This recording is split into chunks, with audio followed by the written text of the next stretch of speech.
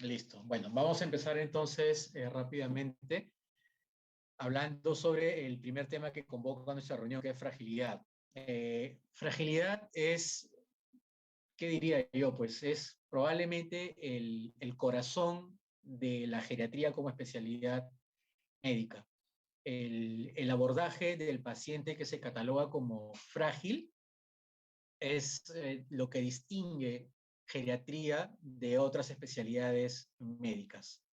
Así que esta clase probablemente va a servir en líneas generales como sustento para poder adecuar los diferentes temas que se abordan en otras especialidades, en otras clases, cuando hacemos referencia al adulto mayor. Porque, por dar un ejemplo, diabetes, por ejemplo, diabetes la ven en pacientes adultos jóvenes, inclusive también en personas jovencitas, pero es diferente cuando se habla de la diabetes en el adulto mayor y es mucho más diferente cuando hablamos de diabetes en el adulto mayor frágil. Así que, bueno, espero que la clase sea aprovechada por todos. A manera de introducción, es importante mencionar que el envejecimiento poblacional es un fenómeno que está ocurriendo a nivel general en todo el mundo. Y esto trae como consecuencia algunos cambios y algunas cosas que debemos considerar, sobre todo nosotros que formamos parte de los sistemas de salud. Primero, que una población que envejece implica que la toma de decisiones, cuando hablamos con respecto a temas de salud, sea mucho más compleja para este grupo de pacientes. Fíjense ustedes que las guías que seguramente ustedes consultan para saber cómo tratar la hipertensión, la diabetes o cualquier otra enfermedad, pocas veces incluyen apartados significativos que aborden el tratamiento de estas enfermedades en pacientes como los adultos mayores. A veces hay pequeños párrafos, pero en líneas generales las decisiones o las recomendaciones de manejo usualmente son basadas en estudios de poblaciones más jóvenes y no en adultos mayores. Por eso es que cuando queramos, por ejemplo, hacer un tipo de procedimiento, iniciar un tipo de tratamiento, debe ser cuidadosamente adecuado en las personas mayores. Y muchas veces las decisiones las tenemos que tomar basadas en la experiencia que tenga el médico con el tratamiento de estos pacientes y por supuesto también con las opiniones tanto del mismo paciente cuando está en condiciones de hacerlo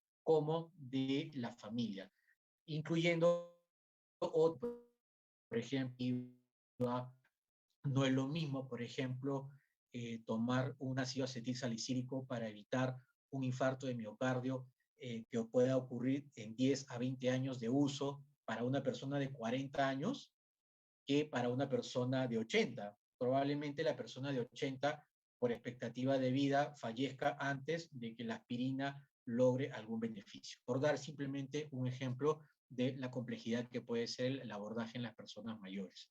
Con el envejecimiento poblacional también hay mayor proporción de ancianos vulnerables y justamente la fragilidad es una de las condiciones que hace más vulnerable a nuestros pacientes a eventos adversos, como por ejemplo mayor chance de estar hospitalizados, mayor chance de discapacidad y por supuesto mayor riesgo de muerte. Y por supuesto una población de pacientes mayor, compleja, vulnerable, implica que los sistemas de salud tengan que invertir más recursos, tanto en recursos humanos como en recursos logísticos, para poder atender adecuadamente.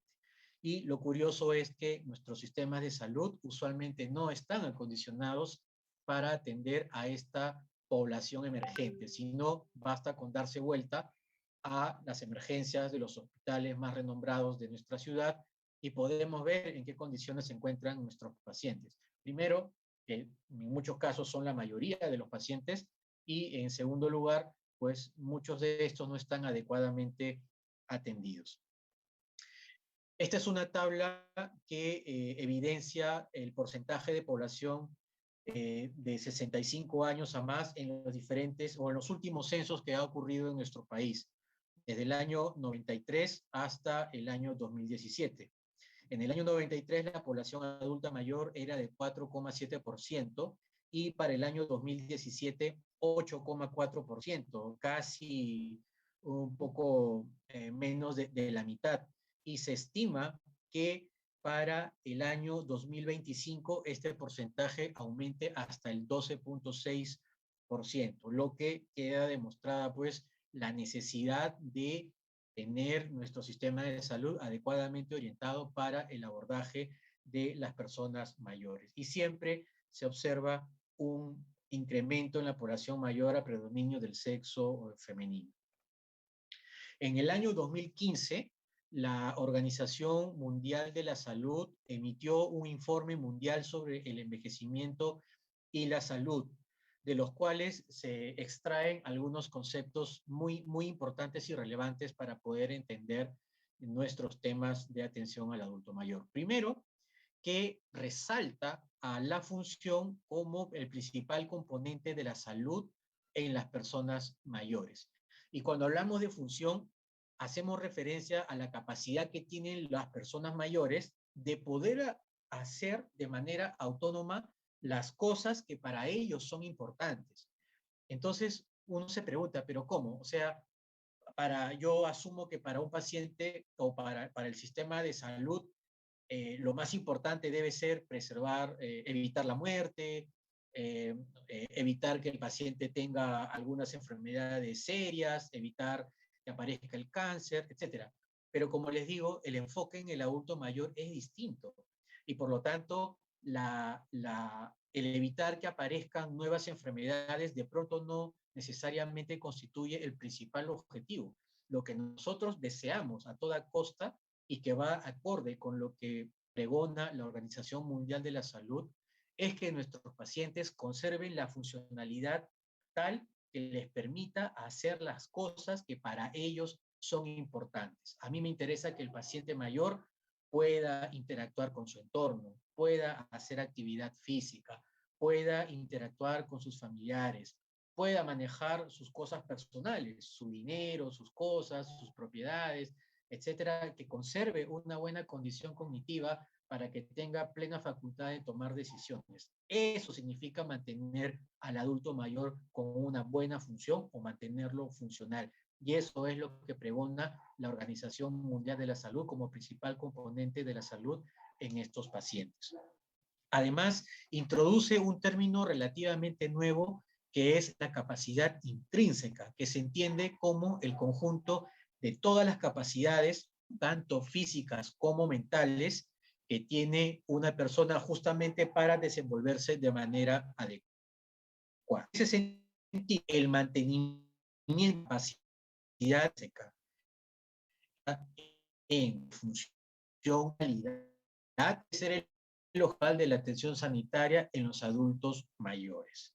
Es decir, yo debo como médico que atiende a un paciente adulto mayor hacer todo lo que está en mis manos para que este paciente tenga todas sus capacidades físicas y mentales lo suficientemente bien controladas para que eso le permita rendir desde el punto de vista funcional de manera apropiada según sus intereses. ¿De acuerdo? Eso es lo que pregona la Organización Mundial de la Salud. Dicho esta introducción, veamos qué cosa es la fragilidad.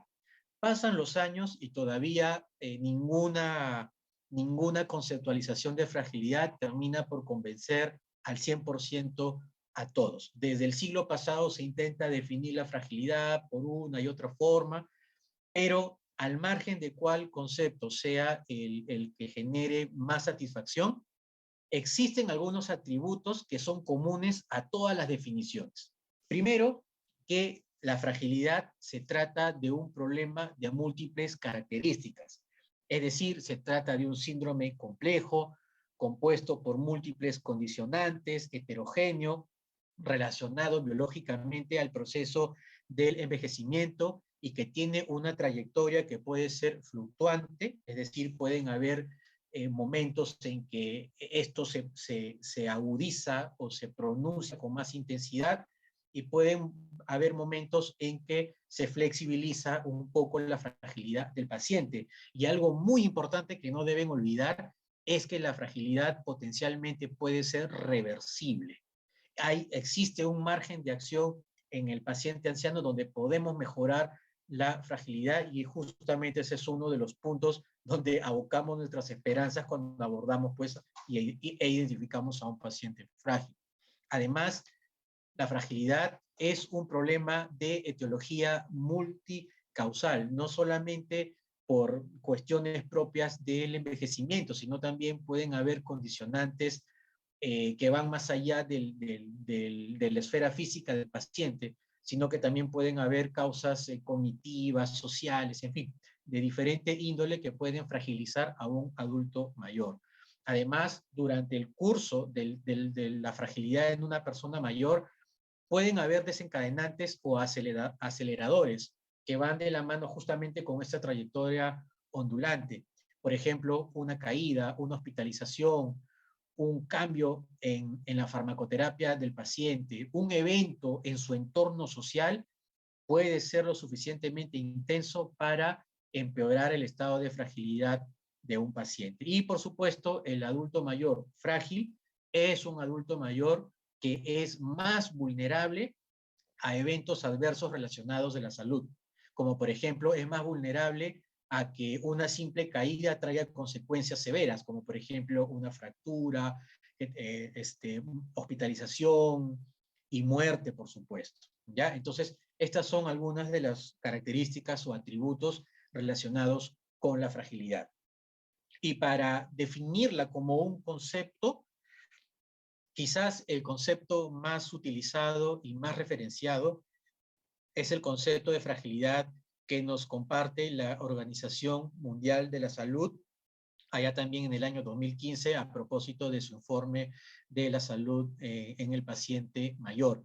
Y este mismo concepto de la OMS es refrendado por la iniciativa Advantage, que es una iniciativa de varios países europeos justamente para abordar la fragilidad como problema de salud pública. Y traigo a colación esto porque en Europa es donde están quizás unos pasos más adelante en el tema del manejo de la fragilidad. No en vano en Europa se concentran pues la mayor cantidad de personas mayores de 65 años. En ese sentido, la fragilidad se define como un estado caracterizado por un declinar progresivo de los sistemas fisiológicos relacionados con la edad, que resulta en una disminución de la capacidad intrínseca, que ya vimos en una diapositiva anterior, y que confiere una vulnerabilidad extrema a factores estresantes y aumenta el riesgo de eventos adversos para la salud. Imaginemos al adulto mayor frágil como una copa de cristal que ya tiene varios años formada y que basta un simple estímulo como un roce o el tacto para que esta copa se rompa en 1000 pedazos. Evidentemente el paciente mayor no se va a romper, pero el equivalente a una copa rota sería un paciente mayor discapacitado, que ya no pueda hacer absolutamente ninguna actividad con una capacidad intrínseca tan deprimida que ya no le permita actuar funcionalmente hablando de manera autónoma para sus actividades que considera importantes. Y fíjense dónde se moviliza el espectro de la fragilidad. El espectro de la fragilidad se moviliza o se ubica, mejor dicho, entre la capacidad intrínseca, digamos, entre conservada o adecuadamente conservada, y el otro extremo que es la discapacidad.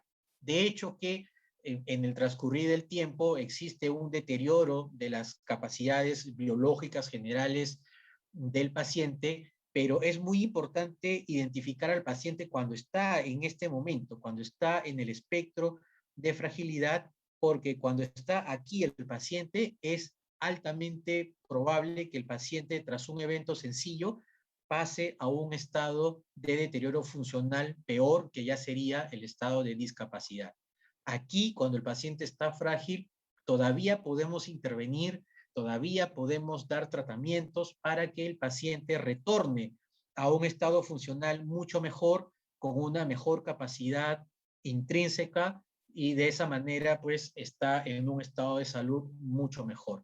Pero si no hacemos nada, este paciente prontamente va a pasar a un estado de discapacidad, de dependencia, y sacarlo al paciente de este estado ya es mucho más difícil, mucho más complicado. Este es el paciente cuando está en esta zona, es el típico paciente que ya está encamado, ya está postrado, no se mueve, no habla, probablemente está utilizando dispositivos para alimentarse como sondas, constantemente cae enfermo, requiere múltiples medicamentos, etcétera, y obviamente pues la expectativa de vida ya se acorta y finalmente el paciente fallece en esas condiciones. Entonces la idea es que el paciente no progrese, digamos, hacia la discapacidad, habiendo forma de frenar o de evitar que esto ocurra. Muy bien. Ahora, ¿cómo entender la fragilidad desde un aspecto mucho más objetivo, ¿no? Porque los conceptos suenan un poco teóricos o gaseosos. Los españoles llaman a la operacionalización de la fragilidad, o a la forma cómo entender la fragilidad, o a los modelos o enfoques, como quieran llamarle, los españoles lo llaman constructos, ¿no? Y es un término que generalmente se repite en la diferente literatura que uno consulta cuando busca temas acerca de fragilidad. Y en ese sentido hay dos constructos conocidos, establecidos para entender la fragilidad desde una forma más operativa. El primero de ellos, que se hace el más conocido, es el constructo de Linda Fried, acuñado en el año 2001, donde establece que la fragilidad se basa en función de criterios fenotípicos, es decir, existen algunas características físicas en un paciente que lo hacen frágil o que lo hacen tributario de considerarlo como frágil. Estas características físicas, que las vamos a ver más adelante, entre otras cosas, están la debilidad, la baja de peso, la lentitud, la poca actividad física, el cansancio, y que son 5 en total.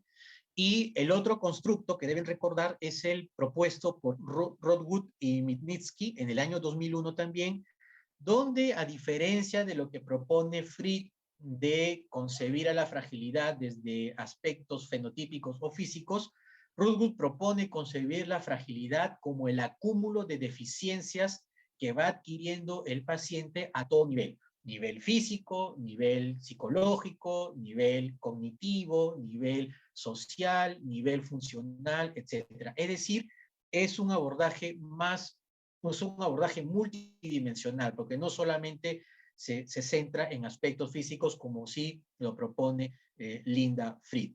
El gran problema que tiene el enfoque o el constructo propuesto por Rodwood es que no logra diferenciar de manera académica la fragilidad de la discapacidad. Como vimos en la lámina anterior, la fragilidad es más fácil entenderla como un estado que antecede o precede a la fragilidad. En cambio, Rodwood básicamente entremezcla estos dos conceptos y dentro de las deficiencias que puede adquirir un paciente están deficiencias que tranquilamente se pueden atribuir a un estado de discapacidad. Pero en todo caso, no olviden que los criterios fenotípicos o el enfoque desde la perspectiva fenotípica o física es la propuesta por Linda Fried, y el enfoque de acúmulo de déficit es el constructo propuesto por mamá. La fragilidad por la prevalente está íntimamente relacionado con el proceso de envejecimiento, porque es de causa multifactorial, porque puede presentarse en un adulto mayor de manera atípica, y esto hay que tener muy presente, porque muchas veces nosotros vemos a un paciente con características de frágil y asumimos erróneamente que esos cambios que presenta el paciente mayor son por el mismo proceso de envejecimiento. y tendemos a normalizar que el paciente ya no camine, que el paciente ya no haga actividades, que el paciente baje de peso de manera inexplicable, porque erróneamente lo atribuimos al proceso del envejecimiento, y eso es un error. Esos cambios tranquilamente pueden significar que el paciente se me está fragilizando en mis narices y yo no estoy haciendo absolutamente nada. La fragilidad es un síndrome geriátrico también porque origina discapacidad y dependencia y porque requiere un abordaje multidimensional. ¿Qué prevalencia tiene la fragilidad en la comunidad? Bueno, la prevalencia va a variar conforme uno consulte diferentes fuentes, estudios, de acuerdo a la forma como diagnostique fragilidad, de acuerdo al escenario donde yo lo busque. Entonces van a haber prevalencias que van a diferir de una fuente a otra. Se estima que el 12% de mayores de 65 años puede ser frágil en el escenario de la comunidad y esta puede aumentar a 18% en estudios poblacionales empleando el enfoque de Linda Fried, es decir, el enfoque del fenotipo de fragilidad. Lo que sí queda claro es que la prevalencia de fragilidad aumenta con el paso de los años y aparentemente es más frecuente y prevalente en las mujeres. Aquí les traigo un metaanálisis publicado en el año 2018, donde se analizaron las prevalencias de diferentes estudios sobre fragilidad, pero con la particularidad de que todos estos estudios fueron hechos en países en vías de desarrollo, ¿de acuerdo? Se incluyeron 47 estudios para este metaanálisis con un total de 75.133 adultos mayores de 60 o más años, y luego de hacer el metaanálisis de todas las prevalencias de cada uno de estos estudios, se halló una prevalencia promedio o global de 17.4% en estudios de países en vías de desarrollo. Obviamente, como ven aquí ustedes en el forest plot, las prevalencias varían, ¿no? de un estudio a otro, y eso va a variar, pues, entre otras cosas, del criterio que yo utilice para hacer el diagnóstico de fragilidad. Por ejemplo, se encontró de toda esta fila de estudios, uno de los estudios que se hizo en China fue el que encontró una menor prevalencia, 3.9%, que coincidentemente utilizaron los criterios de Fried o el enfoque fenotípico de Fried para el diagnóstico de fragilidad, a diferencia de lo que ocurre en Cuba, con una prevalencia de 51.4%, pero ellos utilizando una herramienta diagnóstica local. Dentro de los estudios que solamente utilizaron los criterios de Fried o el enfoque fenotípico de Fried, China arrojó el menor porcentaje de prevalencia, 3.9%, y la India en 26%. Pero dentro de esta lista de estudios hubieron dos que se hicieron en nuestro país, en Perú, en el año 2015, incluyendo pacientes de 65 o más años y utilizando el enfoque de Fried para el diagnóstico de fragilidad. En estos dos estudios se encontró que la prevalencia de fragilidad fue mayor en zona 5% que rural, de 0.2%. Y como podemos observar, estos valores en los estudios de nuestro país están justo, ¿no? El de la zona rural coincide prácticamente con la prevalencia global, considerando los demás estudios, pero la prevalencia en zona urbana está muy por encima de la prevalencia, del promedio de prevalencia mundial. Probablemente las poblaciones, los adultos mayores de las zonas urbanas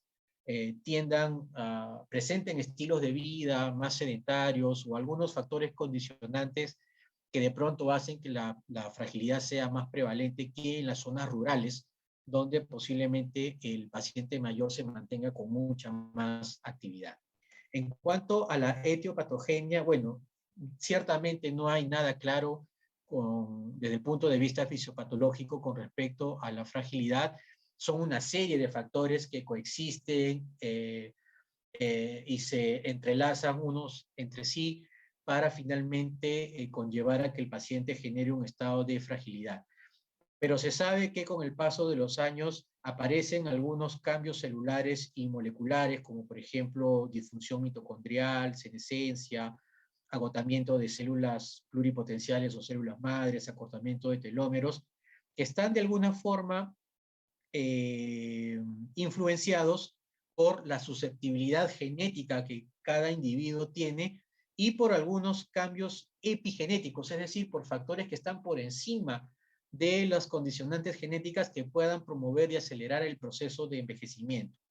Estos cambios celulares y moleculares también están influenciados por los estilos de vida que uno adopta, por las enfermedades que uno va adquiriendo conforme pasa el tiempo, por los fármacos, la exposición a medicamentos que uno va experimentando conforme va envejeciendo y, por supuesto, por factores del entorno inmediato.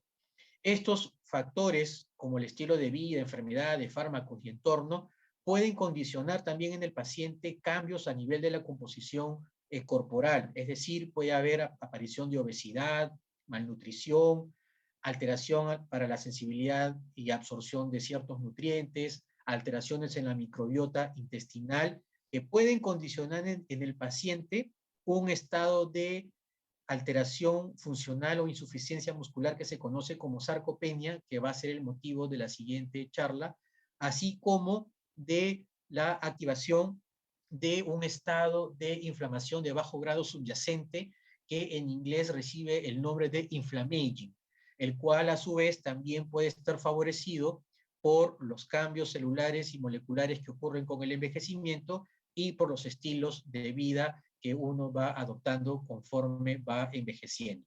Y este estado de inflamación subyacente condiciona algunos otros cambios como la inmunosenescencia, alteraciones en el sistema renina-angiotensina-aldosterona, en el sistema nervioso autónomo, en el eje hipotálamo-hipófisis suprarrenal, en la activación de genes proinflamatorios y proenvejecimiento, cambios hormonales, etc. Todos estos cambios, más la aparición de alteración o insuficiencia muscular, finalmente conllevan, desde el punto de vista clínico, que nuestro paciente se fragilice y esto pues devenga en un estado de discapacidad con el transcurrir del tiempo. ¿Cómo hacemos la detección y el diagnóstico de la fragilidad? Bueno, la forma, digamos, más formal de hacer diagnóstico y detección de un paciente anciano frágil es a través de la valoración geriátrica integral, que ya ustedes seguramente han tenido oportunidad de estudiarla en alguna clase anterior, donde ya se sabe que la valoración geriátrica integral constituye una metodología de abordaje a diferentes niveles en nuestro paciente y esto nos va a permitir poder detectar condicionantes que fragilicen a nuestro paciente. Idealmente, la detección de adultos mayores debería hacerse en la comunidad y muchas veces cometemos el error de esperar que el adulto mayor frágil llegue al hospital para recién identificarlo. Muchas veces cuando ya llegan al hospital, ya llegan con un estado de fragilidad extrema o ya llegan en una situación de discapacidad. El adulto mayor frágil está en la comunidad, probablemente esté en la casa de ustedes, de repente tengan algún abuelo, algún tío o alguno de sus padres que ya tenga ciertas características de fragilidad o de repente está en su mismo vecindario, de repente el vecino o de repente en algún otro lugar donde tengan contacto con otras personas. Entonces ahí es donde debemos identificar al adulto mayor frágil antes que empeore su condición. Y los enfoques de Fried y Rothwood que hemos visto anteriormente, lamentablemente no están adecuados para la práctica clínica habitual. Básicamente son modelos para la investigación. Sin embargo, algunas adaptaciones de estos modelos sirven para el uso clínico y lo vamos a ver a continuación. De acuerdo a la estrategia que yo quiera utilizar, para el diagnóstico de fragilidad, voy a tener algunas herramientas o instrumentos conocidos. Si la estrategia que yo quiero adoptar es basado en el enfoque fenotípico de Fried, Entonces, tengo a los criterios de Fried, que ya se los mencioné verbalmente, y el cuestionario Frey, que es una adaptación de estos criterios, pero mucho más sencillos y que me permiten detectar a los pacientes frágiles basado en el enfoque fenotípico. Si yo me quiero basar en un enfoque de acúmulo de déficit como el de Rodwood, tengo el índice de fragilidad de 70 ítems que fue propuesto precisamente por el mismo Rodwood, y también tengo a la escala de fragilidad clínica, que finalmente ha sido una adaptación de este índice de fragilidad para ser usado de manera mucho más sencilla, que establece algunas categorías en el paciente. Y más recientemente, y que poco a poco está teniendo más aceptación en la práctica médica habitual, otra forma, otra estrategia de detección del adulto mayor frágil es a través de las pruebas de función basadas en ejecución. A través de estas pruebas, yo someto al paciente a una determinada acción a través de la cual puedo valorar su capacidad funcional. Algunas de estas pruebas, como por ejemplo el SPPB o la batería corta de rendimiento físico, la velocidad de la marcha, la prueba de levántate y anda, que forman parte también de la valoración geriátrica integral, han sido validadas por lo menos para la detección a manera de cribaje del adulto mayor frágil y son fácilmente aplicables en el ámbito de la atención primaria. Estos son los criterios de Fried basados en el enfoque fenotípico de la fragilidad y que son quizás los criterios a nivel mundial los más ampliamente utilizados, los más ampliamente referenciados cuando hablamos de diagnóstico de fragilidad. Ciertamente no es mi intención que se memoricen los números, los puntos de corte, pero sí me interesa mucho que recuerden cuáles son estos 5 criterios. Para Linda Fried, para el enfoque que ella propuso de fragilidad desde el punto de vista físico o fenotípico, un adulto mayor es frágil cuando cumple estos criterios: pérdida involuntaria de peso, debilidad muscular, baja resistencia o agotamiento autorreferido, lentitud de la marcha y nivel bajo de actividad física. Si cumple 3 o más de estos criterios, ya el paciente es frágil. Si solamente cumple 1 o 2, es prefrágil, y si no cumple ninguno de estos criterios, el paciente se trataría de un paciente robusto. Como pueden ver ustedes, cada uno de estos criterios tiene una operacionalización o una conceptualización, y algunos criterios, como por ejemplo la debilidad muscular, la lentitud de la marcha y el nivel bajo de actividad física, tiene unos puntos de corte ajustados a otras variables como sexo, peso, talla. ¿De acuerdo? Entonces, no es mi intención, como les digo, que se memoricen toda esta información, pero sí es muy importante que recuerden que los criterios de Fried son quizás los más ampliamente usados y conocidos. Son 5 criterios, 3 o más hacen al paciente frágil, y cada uno de estos criterios tiene una forma específica de conceptualización. El cuestionario Frey o la herramienta Frey es, como les decía, un derivado de los criterios de Linda Fried, que también valoran la presencia de fragilidad en función de parámetros más o menos físicos y funcionales, pero que, a diferencia de los criterios de Fried, que necesitamos un poco de logística para poder aplicarlos, el cuestionario Frey básicamente se puede aplicar en una simple entrevista con el paciente, y como pueden ver, está conformado por 5 preguntas a las cuales el paciente puede responder de manera afirmativa o negativa, y de acuerdo a la cantidad de preguntas que son respondidas de manera afirmativa, se hace el diagnóstico de fragilidad. 3 o más respuestas positivas a estas 5 de aquí hacen el diagnóstico de frágil en el paciente utilizando esta herramienta. De hecho, que esto es mucho más fácil de poder utilizarlo en la práctica habitual. 1 a 2 respuestas afirmativas hacen el diagnóstico de prefrágil, y obviamente si ninguna es respondida de manera afirmativa, el paciente se le cataloga como robusto. Esta es la lista inicial o el índice de fragilidad propuesto por Rothgut, el que mencionaba como constructo o enfoque de fragilidad que el adulto frágil es aquel que acumula mayores deficiencias o mayores déficits. Rothgut creó esta primera lista original con 70 ítems que él consideraba que eran los más relevantes para hablar de fragilidad. Entonces, bajo este criterio, bajo este índice, el paciente se fragiliza conforme va teniendo más de estos problemas aquí listados. Y en función de la cantidad de problemas que tenga el paciente, sobre la base de los 70 ítems que conforman este índice, se establece un valor y el punto de corte para hablar de fragilidad es de 0.2. Por ejemplo, si el paciente tuviese de esta lista 20 problemas consigo, entonces hallaríamos la relación dividiendo 20 sobre 70, que da más o menos 0.28. Entonces, considerando que el punto de corte es 0.20, con 20 problemas acuñados aquí, el paciente ya estaría en condición de fragilidad.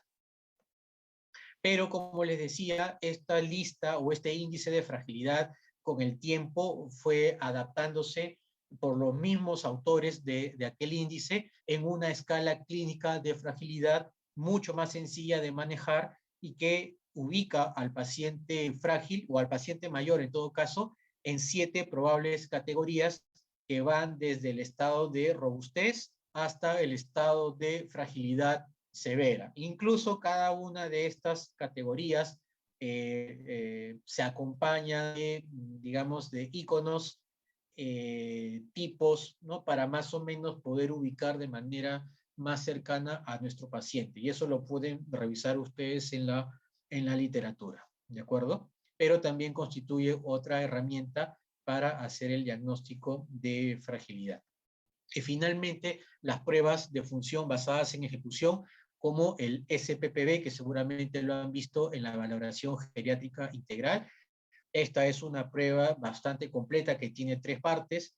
La primera que evalúa la marcha y el equilibrio, la segunda la velocidad la postura y el equilibrio, la segunda la velocidad de la marcha y la tercera parte la fuerza en los miembros inferiores a través de la prueba de levantarse de la silla. Bueno, cada una de estas partes tiene una puntuación, no me voy a detener mucho a profundizar esta prueba, pero es una prueba que se puede, digamos, con cierto entrenamiento, hacer de rutina en la práctica médica o en la atención primaria, y si esta prueba me arroja una puntuación inferior a 10 puntos, es indicativo de fragilidad, además de alto riesgo de discapacidad y de caídas en el paciente mayor.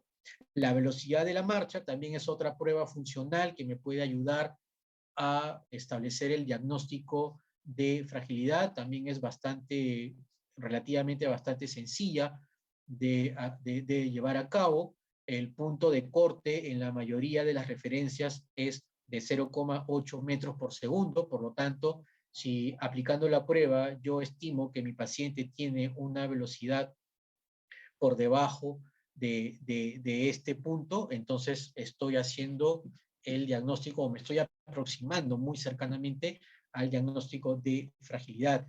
E igualmente, aplicando la prueba de levántate y anda, también igual que es relativamente fácil de realizar, también es una prueba que me puede ayudar en el diagnóstico, o por lo menos en el acercamiento del diagnóstico de fragilidad.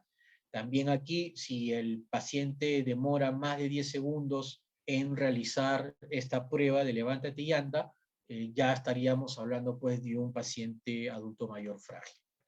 ¿Qué consecuencias puede traer para la salud la fragilidad, para la salud del adulto mayor? Pues ya habíamos mencionado algunas cosas: mayor riesgo de muerte, mayor riesgo de hospitalización, aparición de discapacidad tanto para actividades instrumentales como básicas de la vida diaria, mayor riesgo de institucionalización. Estos son los pacientes que están ya recluidos en centros de atención de cuidados crónicos, nursing homes, por ejemplo, centros de reposo, o que de repente están inclusive hasta en un hospital por tiempo indefinido, más predisposición a fracturas y caídas, mala calidad de vida, aumento en el riesgo de desarrollar deterioro cognitivo, malnutrición y, por supuesto, elevación de los costos en los sistemas sanitarios de salud. En consecuencia, la fragilidad trae consigo mayores eventos negativos relacionados a la salud.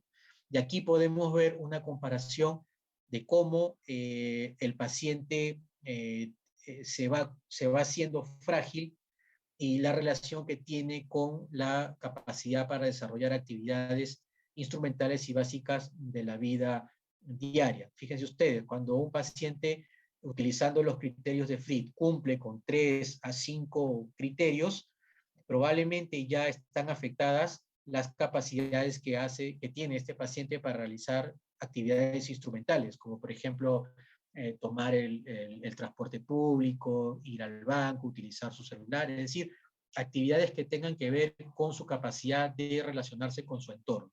Y posiblemente ya comienzan a aparecer algunas deficiencias para realizar algunas actividades básicas de la vida diaria. Usualmente utilizamos el índice de Bartel para medir la capacidad de desarrollar de manera autónoma actividades básicas, como por ejemplo vestirse, bañarse, utilizar el retrete, desplazarse dentro de la casa, comer, entre otras, ¿de acuerdo?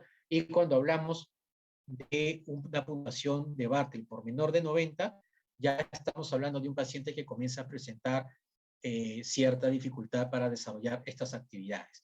Ojo que un paciente frágil todavía puede tener, digamos, cierta capacidad para desarrollar actividades básicas. Por lo tanto, a veces uno considera como parámetro de referencia cómo es el desenvolvimiento del paciente dentro de la casa. Y muchas veces dicen, bueno, dentro de la casa el paciente sale de su habitación, se va al baño, utiliza el inodoro solo, se viste solo, baja al comedor, come solito, y uno asume que de repente el paciente está bien, pero no es suficiente con eso. Hay que preguntar por actividades instrumentales, y si uno sospecha que el paciente puede dar indicios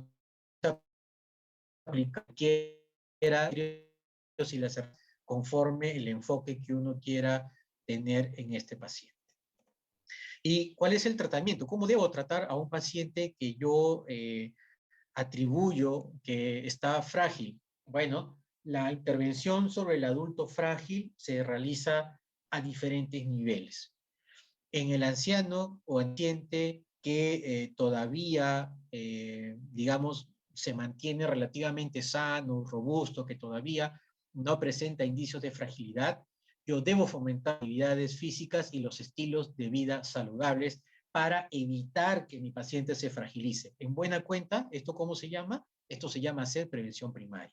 Después, debo hacer detección precoz de los casos de adultos mayores frágiles, no esperar que me lleguen a la emergencia con la cadera fracturada o que de repente lleguen en estado de malnutrición o cualquier otra circunstancia. Debo yo hacer detección precoz y para eso ya sé en qué escenario debo trabajar, con qué herramientas dispongo para poder detectar a los pacientes de manera precoz y oportuna. Y esto, en buena cuenta, se llama prevención secundaria. Y finalmente, de los que tienen el agilidad o aplicar intervenciones a fin de evitar las consecuencias que ya hemos visto que son muchísimas consecuencias en el adulto mayor frágil. Y esto, en buena cuenta, se llama hacer prevención terciaria. ¿De acuerdo? Algunas características que debe tener el tratamiento de las personas frágiles, de los adultos mayores frágiles. Primero, que debe ser individualizado. No todos los adultos mayores se manejan por igual. Cada uno tiene sus particularidades, tiene sus propios factores, sus influencias en el entorno, etcétera. Así que la valoración geriátrica integral debe ser pieza fundamental para poder establecer un plan de tratamiento individualizado acorde a cada paciente. El tratamiento o las medidas de tratamiento que yo aplique en mi paciente deben estar estimadas para que sea por un tiempo prudente, pues no, porque los efectos Los efectos en cuanto a la mejora del estado de fragilidad no se observan como cuando uno toma un captopril y la presión se baja, pues no es un efecto rápido, se necesita una intervención para que a mediano y largo plazo la fragilidad mejore en el paciente. El tratamiento debe ser multidimensional, no solamente debo abocarme a las deficiencias físicas, sino también a las deficiencias que yo encuentre a nivel afectivo, a nivel cognitivo, a nivel nutricional, a nivel funcional, a nivel social. Además, debo asegurar la adherencia, dado que las respuestas a las mejoras en el estado de fragilidad no se ven tan rápido, es importante que el paciente y su entorno sean consecuentes con las indicaciones que uno da. Y debo fomentar de todas maneras la participación de la familia o de los cuidadores de los pacientes si este fuera el caso. ¿Qué tipo de tratamientos específicamente me ayudan a mejorar el estado de fragilidad en mis pacientes? De acuerdo a las revisiones sistemáticas, las mejores medidas de tratamiento son las intervenciones multifactoriales o multidimensionales, es decir, son aquellas intervenciones que incluyen o abarcan más de un dominio, como por ejemplo el dominio funcional, cognitivo, nutricional y social del paciente. Como le decía hace un momento, no solamente me debo preocupar porque el paciente aumente de peso, por ejemplo, en el caso de un paciente con bajo peso, sino también debo procurar hacer que el paciente mejore sus capacidades funcionales, de repente mejore su estado de equilibrio, debo procurar que haya un orden en su entorno, de repente hay afecciones psicológicas porque hubo un deceso de un ser querido, entonces debo brindar el soporte adecuado para que a diferentes dimensiones o factores el paciente vaya saliendo de ese estado de fragilidad. Y dentro de las intervenciones multifactoriales o multidimensionales, los programas que combinan tres cosas, y no se olviden, por favor, ejercicios, medidas nutricionales y reducción de la polifarmacia, son las que aparentemente han demostrado tener mayor beneficio para sacar al paciente del estado de fragilidad. El ejercicio debe ser un ejercicio multicomponente, es decir, debe ser ejercicio que combinen actividades o ejercicios de resistencia para mejorar la fuerza, la masa muscular, ejercicios aeróbicos para mejorar las condiciones hemodinámicas y la resistencia en mi paciente, ejercicios de flexibilidad, de equilibrio para mejorar la postura y la marcha en mi paciente. O sea, no solamente un solo tipo de ejercicio, sino un ejercicio con múltiples componentes. Y la frecuencia con la que estos programas a base de ejercicios deben instaurarse en nuestros pacientes son aproximadamente de 2 a 3 veces a la semana en sesiones de 30 a 90 minutos por un periodo hasta de 6 meses, pero esto no implica que no puedan los programas de ejercicios puedan durar más tiempo. Estas informaciones se basan en los estudios, pues, ¿no? Porque obviamente un estudio no va a ser tan largo, sino que los estudios usualmente valoran la intervención en un determinado tiempo. Y estos son algunos de los beneficios del ejercicio. Disminuye el daño o el estrés oxidativo, disminuye la inflamación subyacente. Ya saben que los adultos mayores frágiles tienen un estado de inflamación de bajo grado o inflamaging. Promueve la autofagia de tejido o de células no viables, mejora la función mitocondrial, mejora la función de las miocinas y aumenta también la función del factor de crecimiento similar a la insulina tipo 1. Y esto trae como consecuencia una mejora en la salud muscular del paciente, así como la mejora en algunas capacidades del paciente, como obviamente revertir menos va a ayudar a fragilidad en nuestro o lesiones multicomponentes, la nutrición. Actualmente se recomienda que los ancianos, las personas mayores, consuman dietas básicamente reforzadas en proteínas. Se estima que, de no haber contraindicaciones, una ingesta adecuada de proteínas debería girar en torno al 1 o 1,2 gramos por kilo al día, pudiéndose aumentar hasta 1,6 gramos por kilo en el caso de los pacientes pues, con un estado de fragilidad asociado a deterioro muscular más notorio. El consumo de suplementos proteicos tan famosos que salen hasta en la televisión, ¿no? En botellita, etcétera, han demostrado ciertamente algunas mejoras en algunos parámetros puntuales, como por ejemplo la mejora en la condición muscular, pero siempre y cuando se acompañen de ejercicio físico. Por sí solo no va a ocurrir lo que le pasaba a Popeye cuando comía su espinaca, ¿verdad? Que le salía un brazazo, ¿no? Así por arte de magia no va a pasar eso, pues, ¿no? Pero sí el asociar el consumo de suplementos con ejercicio ha demostrado mejorar la condición muscular en algunos estudios. Y una mejor condición muscular, obviamente, es mucho mejor para el tratamiento integral de un paciente adulto mayor frágil. Y la suplementación de vitamina D podría también ser útil en algunas situaciones, sobre todo de deficiencia demostrada de vitamina D o de un paciente frágil con tendencia a las caídas, ¿no? Podría ayudar la suplementación. Y otras intervenciones importantes, evitar la polifarmacia. Ya sabemos que más medicamentos tiene un paciente, más riesgo de eventos adversos también.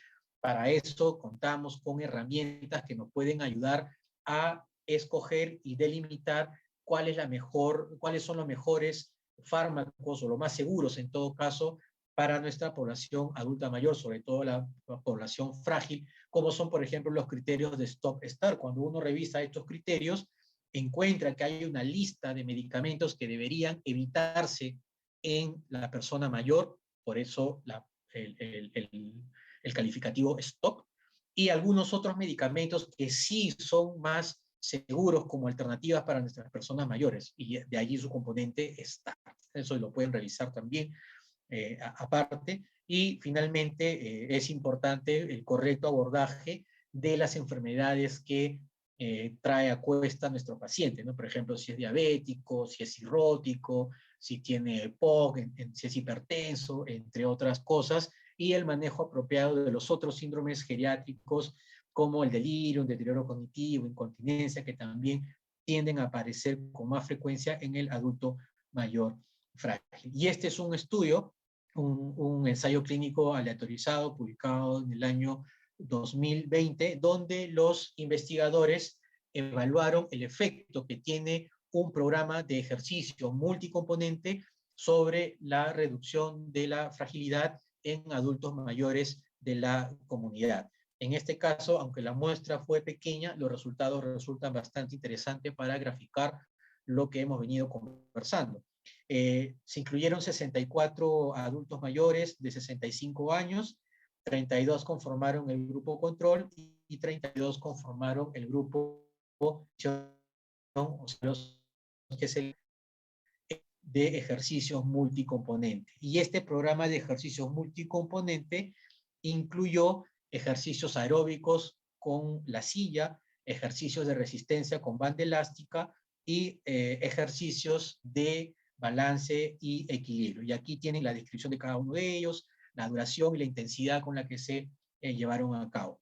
Toda esta intervención se realizó durante 12 semanas y obviamente los investigadores midieron varios outcomes, pero de lo que a mí me interesa en este estudio es el outcome de fragilidad. Entonces, ellos midieron la fragilidad o la diagnosticaron a través de los criterios de Fitter, que tiene 5 criterios fenotípicos, y aquí pueden ustedes ver los valores promedios de los criterios a nivel basal, a las 12 semanas y a las 24 semanas en ambos grupos, tanto en el grupo control como en el grupo de intervención. La intervención duró solamente 12 semanas, pero el estudio se prolongó por 12 semanas más a manera de observación de la duración del efecto que podría ejercer el programa de intervención. Y claramente se ve en esta gráfica cómo varía la fragilidad en ambos grupos. La línea continua representa a los pacientes que formaron parte del grupo a los que se les intervino con el programa de ejercicio multicomponente. Y claramente se ve cómo durante las 12 semanas de tratamiento la fragilidad mejora o disminuye drásticamente. Y en las finales 12 semanas, que fue el periodo de seguimiento, se ve claramente cómo esta mejoría persiste en el tiempo. En cambio, la línea discontinua que representa al grupo control, prácticamente el nivel de fragilidad se mantuvo perenne e inamovible durante las 12 semanas de intervención y durante las 12 semanas adicionales de seguimiento. Y en cuanto a valores, podemos observar que a las 12 semanas el promedio de fragilidad se redujo de 3.18 a 1.59 en el grupo de intervención y se mantuvo bajo también a 1.65 a las 24 semanas.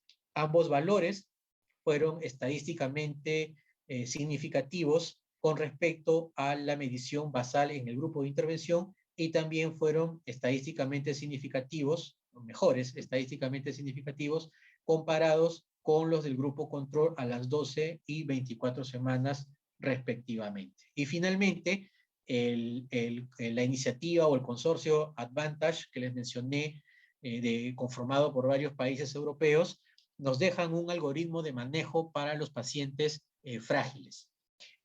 Una vez que realizamos el cribado en pacientes mayores de 70 años que son atendidos en los diferentes escenarios del sistema de salud, podemos tener dos opciones, ¿no? Que el paciente no tenga criterios de fragilidad o que sea un paciente probablemente frágil.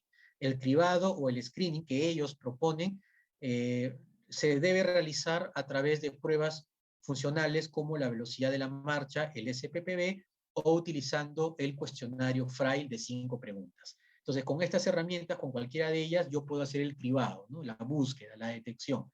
Y si tengo algún paciente que me sale con estas pruebas alteradas, entonces lo catalogo como un paciente posiblemente frágil. Y este paciente debe ser sometido a una valoración geriátrica integral y debe ser sometido también a las herramientas diagnósticas de los enfoques más conocidos, bien sea aplicando los criterios de Fried, ¿no? Que va acorde con el enfoque fenotípico de la fragilidad, o bien utilizando el índice de fragilidad de 70 ítems que va acorde con el enfoque de acúmulo de déficit propuesto por Rodwood. Si finalmente concluyo, después de esta evaluación, que mi paciente es frágil o prefrágil, ya vienen las pautas de manejo generales, que básicamente es lo que hemos mencionado, un plan de desarrollo individualizado con intervenciones a múltiples niveles o dimensiones, tratamiento de las enfermedades acompañantes, programas de ejercicio multicomponente, valoración del estado nutricional, mejoramiento de la dieta, evaluación de los fármacos que utiliza el paciente, reducción de peso progresivo, lento para aquellos que tienen un IMC más de 35, valorar la necesidad o no de utilizar suplementos nutricionales, vitamina D, y también ayudarnos con herramientas tecnológicas con la finalidad de fomentar la independencia y la autonomía de nuestros pacientes, empezando por el domicilio y extendiéndose al entorno social de ser el caso. Muy bien, lo que nos costó 5 millones de años muchas veces nos puede costar pocos años en el caso de las personas mayores, sobre todo las frágiles. Muy bien, eso sería con respecto al primer tema. No sé si tienen alguna pregunta. Doctor. Hola. Sí, yo quería hacer una consulta. Isabela. Sí. ¿Qué tal? Qué bueno que hayas venido. ¿Qué tal? Muchas gracias. Usted había comentado de que en sí la fragilidad es técnicamente reversible, pero con los scores que usted mostró, por ejemplo, que se podía catalogar como robusto, prefrágil y frágil, si el paciente se cataloga frágil sin considerar alguna patología de fondo que ya lo incapacite de por sí, sino que sea fragilidad por causas otras que no sean así ya de incapacidad, a partir de ese nivel de fragilidad, ¿se puede revertir hasta llegar a robusto o la reversión es mínima? Claro, claro, claro que se puede revertir. De hecho, digamos que el concepto de fragilidad, sobre todo cuando utilizas los criterios de Frick, no es estático, ¿no? O sea, a ver, un paciente puede cumplir los 5 criterios, ¿no? Otro paciente también puede cumplir los 5 criterios, pero de pronto uno tiene amputada una pierna, Claro. el otro no. De repente el otro tiene un soporte social, con 5 hijos, cónyuge, hay buena condición económica, buen acceso a los servicios de salud, y el otro no tiene. Claro. Entonces, teóricamente hablando, los dos son frágiles, cumplen criterios, y los dos potencialmente son recuperables desde el punto de vista teórico. Pero de repente, a la hora que haces tus intervenciones, tus ejercicios, tus programas, etcétera, de pronto vas a tener un mejor impacto en uno que en otro. Pero de repente, en el mejor de los casos, logras que el paciente salga del estado de fragilidad y regrese a un estado de robustez. Eso sería pues ya lo ideal, ¿no?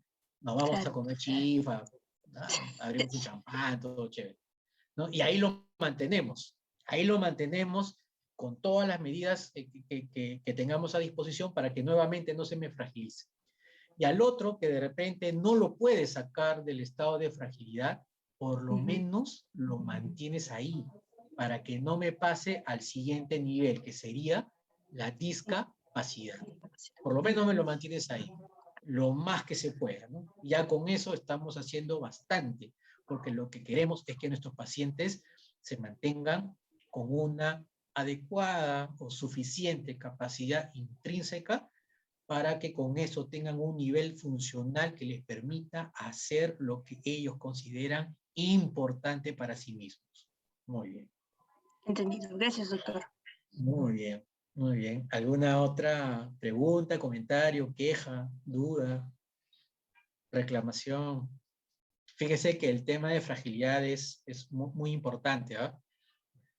Y bueno, es importante que tengan idea del concepto, es importante que tengan idea de los enfoques o constructos, es importante que tengan idea de las herramientas diagnósticas que se pueden utilizar, de cuáles son más fáciles para aplicar, porque de repente en su práctica, cuando ya sean médicos habilitados, de hecho que van a tener adultos mayores, y por ahí su olfato intuitivo, de repente si hace que huelan fragilidad por allí, inmediatamente puede dar a disposición una herramienta para poder valorar al paciente. De repente le hago una velocidad de la marcha, ya tengo pintada ahí mi línea en el piso, mi cronómetro, etcétera, entre otras cosas.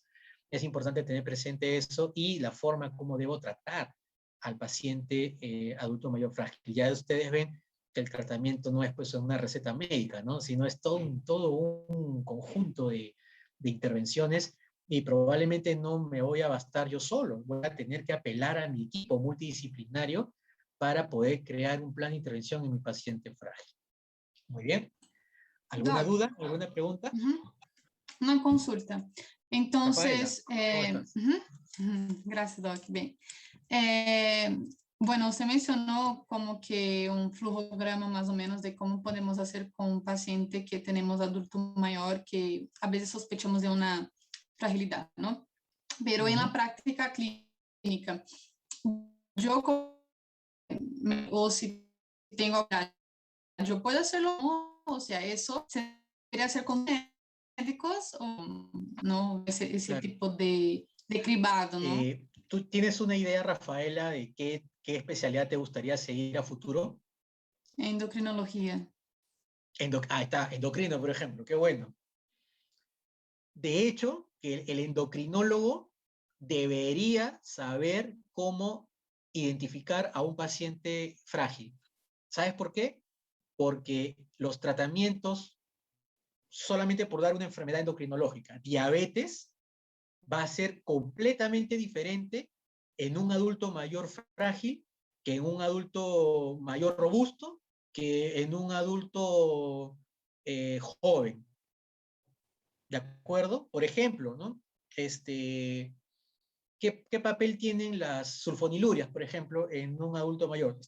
No es un tratamiento adecuado, menos en un adulto mayor frágil, porque eleva muchísimo el riesgo de hipoglicemias. Pero imaginemos, ¿no?, que al endocrinólogo se le pasó por alto, le deja su glibenclamida y después lo encontramos al paciente en un coma hipoglicémico en la emergencia, ¿no? Igualito, los nuevos tratamientos, los nuevos enfoques farmacológicos de diabetes, muchas veces no están respaldados en poblaciones adultas mayores y menos aún en las poblaciones frágiles.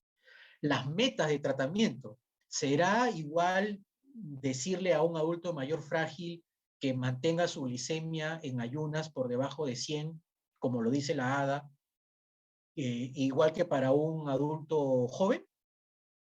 Ya, tú te imaginas a un paciente con 3 criterios de Frica, bajo de peso, que tenga poca actividad física y que tenga debilidad muscular, que a ese paciente yo me ensañe en tenerle la glucosa basal por debajo de 100, de repente en ese intento hago que mi paciente me haga hipoglicemias matutinas y de pronto se levanta de la cama y se mete un cabezazo contra la cómoda y de repente lo mando a la emergencia con un TEC severo, ¿no? Entonces, sí es importante y cada vez las diferentes especialidades se van dando cuenta de la relevancia que tienen en su campo el saber que un adulto mayor es frágil. Donde quizás haya más evidencia es, por ejemplo, en oncología. Un adulto mayor frágil es altamente vulnerable a eventos adversos con una quimio, con una radioterapia. Y actualmente existen valoraciones geriátricas integrales oncológicas, justamente para que se pueda intervenir y mejorar, entre otras cosas, la condición de fragilidad de los pacientes y de esa forma el paciente pueda tolerar mejor algunos tratamientos oncológicos. Después, en otras especialidades, como por ejemplo en cirugía cardiovascular, se han dado cuenta que un adulto mayor frágil que es sometido a un recambio valvular, por ejemplo, tiene un peor posoperatorio que un paciente que no es frágil o un paciente que es un adulto más joven. Por lo tanto, es muy importante la identificación del adulto mayor independientemente de la especialidad que uno tenga. Y obviamente, pues, lo ideal sería que estos vengan detectados ya desde un inicio, ¿no? Desde que están con el médico general, con el médico de familia, y que ya avancen hacia otros niveles, pero ya adecuadamente identificados como frágiles o en tratamiento de fragilidad. Gracias, doctor. Muy interesante. Muy bien. ¿Alguna otra pregunta más con respecto a fragilidad? No se olviden lo que dijo mamá Coco, ¿ah? Porque mamá Coco me ayuda a hacer el examen, ¿no? ¿Ya? Muy bien. Ok, Bueno, doc. muy bien. A ver, les daré un par de minutos para cargar la otra clase, ¿ya? Okidoki. Muy bien. Entonces, Con la segunda y última clase de hoy, referida a sarcopenia. ¿Están viendo todos la presentación? Sí, doctor. Ok, listo. A ver. Bien, entonces, sarcopenia es otro de los grandes temas relevantes en geriatría, lo que conocemos como otro de los gigantes en geriatría, y que tiene mucho que ver con el tema que acabamos de abordar, que es el de fragilidad. Así que, sin más ni más, vamos a adentrarnos en este tema. A ver. Ya. A manera de introducción, la sarcopenia fue descrita por primera vez el siglo pasado, en la década de los 80, como un declive asociado a la edad de la masa corporal magra, que afecta el estado nutricional, movilidad e independencia. Cuando hablo de masa corporal magra me refiero al músculo, ¿no? Pero al músculo libre de grasita, libre de impurezas, al músculo puro. Entonces, el primer concepto que se tenía de sarcopenia era de aquel paciente que tenía pobre o baja masa muscular. Ese era el concepto inicial de sarcopenia. Con el paso del tiempo, obviamente la concepción fue variando y ocurrieron dos hechos relevantes en la conceptualización de la sarcopenia que conocemos hoy por hoy. Primero, que en el año 2010 se concibe la noción de que la función muscular está por encima como criterio fundamental para hablar de sarcopenia, encima de masa o de la cantidad de masa muscular, que era el criterio con el que empezó en el siglo pasado a hablarse de sarcopenia. Entonces ya no es solamente baja masa sinónimo de sarcopenia, sino que haya una alteración en la función muscular asociado a una baja masa muscular, lo que prácticamente hace el diagnóstico de sarcopenia, siendo la función muscular el criterio cardinal o fundamental para hablar de sarcopenia. Entonces, hoy por hoy, para hablar de sarcopenia, tiene que haber necesariamente una alteración en la función del músculo. ¿Y de qué manera objetiva? Yo evalúo la función del músculo a través de la medición de la fuerza muscular. Muy bien, entonces a partir del 2010, la función muscular está por encima como criterio para el diagnóstico de sarcopenia. Y en el año 2016 ya se acepta la sarcopenia como una enfermedad codificada, incluso en la clasificación internacional de enfermedades. Es decir, ya no se concibe a la sarcopenia como una circunstancia asociada al envejecimiento, sino como una enfermedad del músculo, es decir, como una insuficiencia muscular, tal cual ocurre como la insuficiencia cardíaca, la insuficiencia renal o la insuficiencia de cualquier otro órgano. Así actualmente se concibe la sarcopenia. ¿Qué entendemos entonces como concepto de sarcopenia? La sarcopenia se ha definido, en todo caso se define, como un trastorno progresivo y generalizado del músculo esquelético, que implica la pérdida acelerada de la masa y función muscular. Como le digo, siendo siempre la función el criterio fundamental de diagnóstico. Se asocia a un aumento de eventos adversos, incluyendo caídas, deterioro funcional, fragilidad y mortalidad. De hecho, pues, un paciente que tiene poca fuerza y poca masa muscular, de hecho, que tiene más probabilidad de presentar problemas de postura, equilibrio y subsecuentemente caídas, eso es entendible. Pero vean ustedes la importancia de la sarcopenia, porque no solamente tiene implicancias a nivel físico, como por ejemplo la presencia de una caída, sino que también tiene relevancia a nivel de otras esferas, como por ejemplo el desarrollo de deterioro funcional, fragilidad y muerte. Entonces, es muy importante entender la sarcopenia no solamente como un problema únicamente del musculito que está flaquito, sino que este problema, esta enfermedad muscular puede traer otro tipo de circunstancias y mucho más graves en nuestro paciente adulto mayor.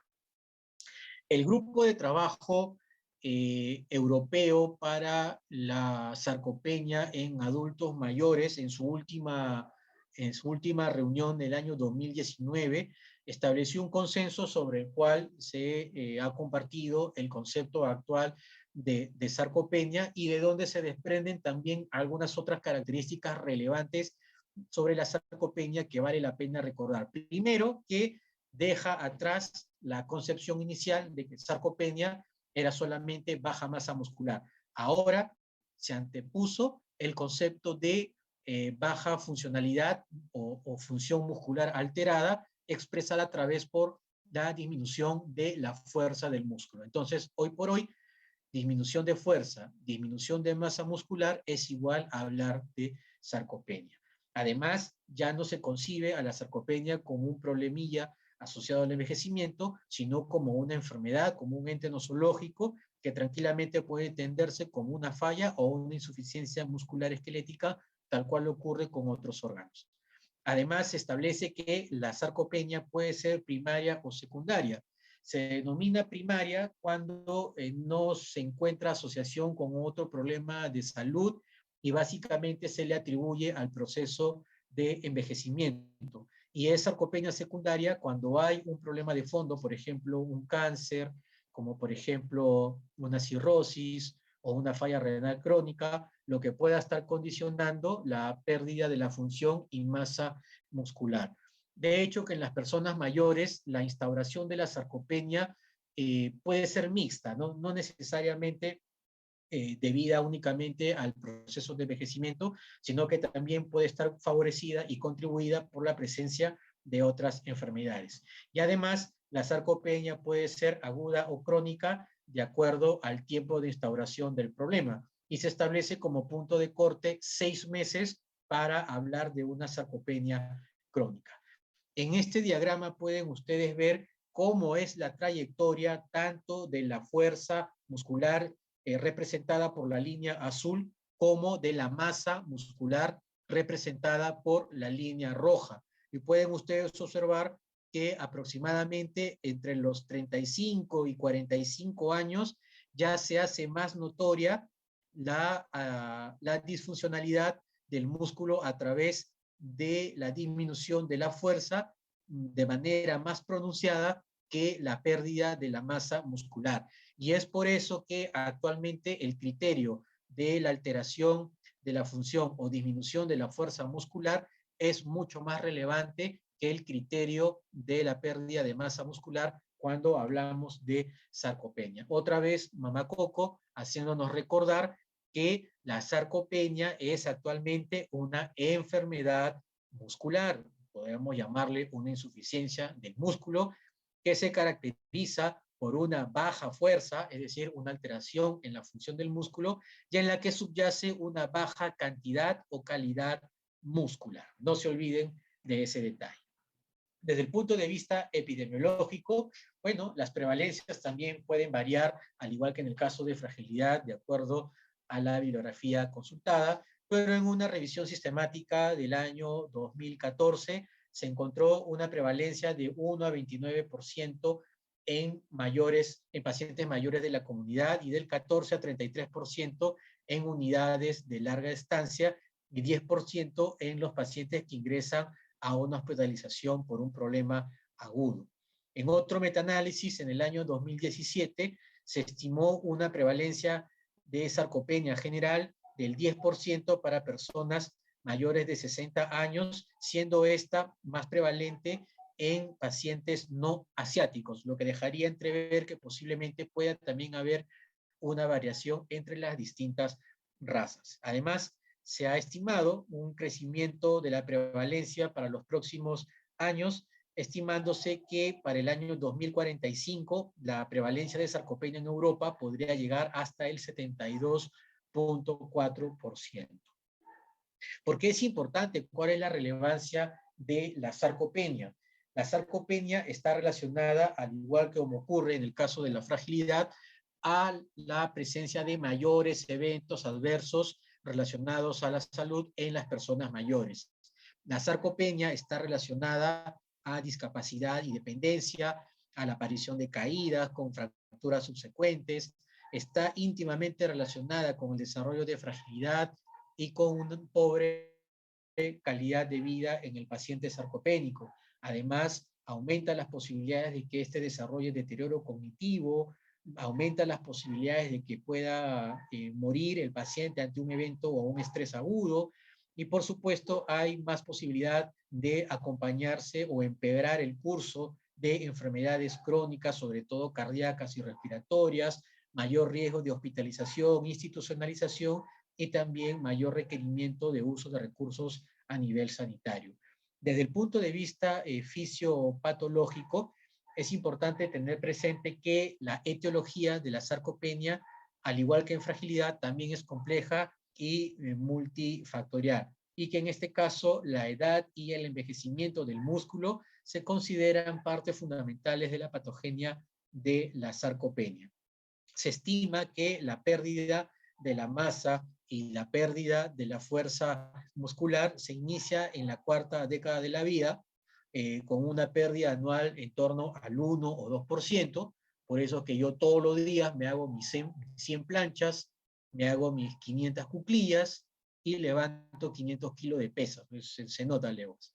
Pero un aspecto importante en la etiopatogenia que ha cobrado mucha relevancia en los últimos tiempos es la presencia del fenómeno de la mioesteatosis, que en buena cuenta significa la infiltración de tejido graso entre las fibras musculares.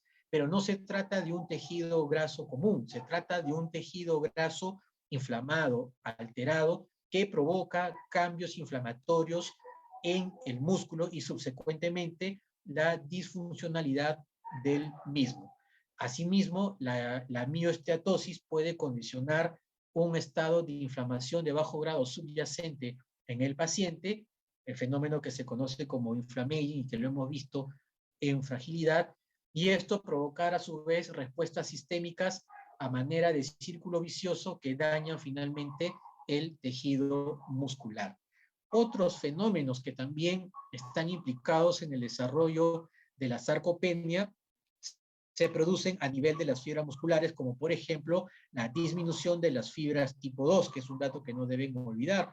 A nivel neurológico también existen algunos cambios, como por ejemplo la pérdida de motoneuronas alfa en la médula espinal, la pérdida de fibras nerviosas, la disminución de terminaciones nerviosas a nivel de la placa neuromuscular y también alteraciones intracelulares como disfunción mitocondrial a nivel de estas placas neuromusculares. Además, puede haber disminución de la firmeza de los tendones, acortamiento de los fascículos musculares, así como aterosclerosis, trombosis, disminución de la densidad capilar, lo que trae como consecuencia la reducción del aporte de oxígeno y nutrientes a las células musculares.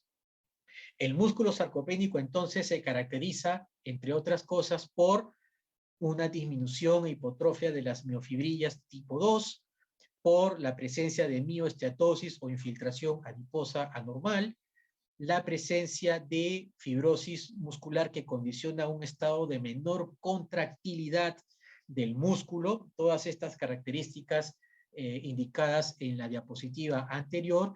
Y una cuarta característica fundamental que no la hemos mencionado y que ahora se las presento es la reducción de la población de las células satélites que se ubican entre el sarcolema y la lámina basal. ¿Y por qué es importante hablar de las células satélites? Porque estas células satélites intervienen, tienen un papel fundamental en la miogénesis o síntesis muscular cuando se produce un daño en la fibra muscular.